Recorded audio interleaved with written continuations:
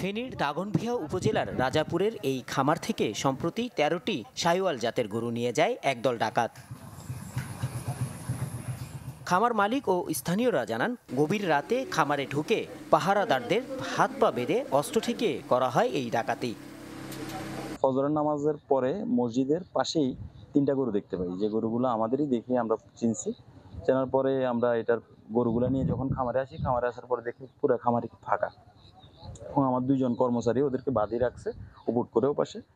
এরপরে আমরা আশেপাশে খোঁজ খবর নিই এবং বিভিন্ন জায়গা থেকে আরো মোট ৮টা গরু পাইছি আর ১৩টা গরু নিয়ে গেছি। প্রায় বর্তমান বাজার মূল্য ২২ থেকে ২৫ লক্ষ টাকা।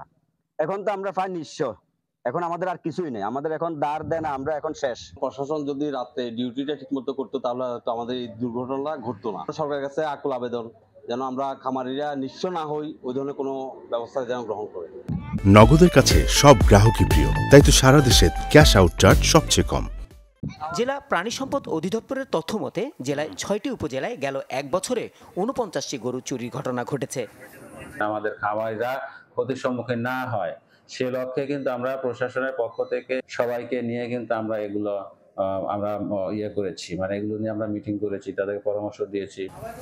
পুলিশ সুপারের দাবি, গরু চুরি থামাতে সব ধরনের পদক্ষেপ নিচ্ছেন তারা। তবে এই ব্যাপারে খামারিদের আরও সতর্ক থাকার পরামর্শ তাদের। আমরা বিষয়টা নিয়ে এখানে আমরা আসেছি সিনিয়র অফিসাররা, আমরা তদন্ত করে আশেপাশের সিসি ফুটেজ দেখে চেক করছি কীভাবে কী ঘটলো বা কার এসেছে।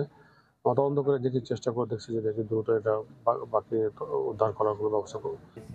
ফেনীতে ৫,০০০-এরও অধিক খামারি প্রায় ১ লাখ প্রাণী লালন পালন করছেন। Desk report, channel 24।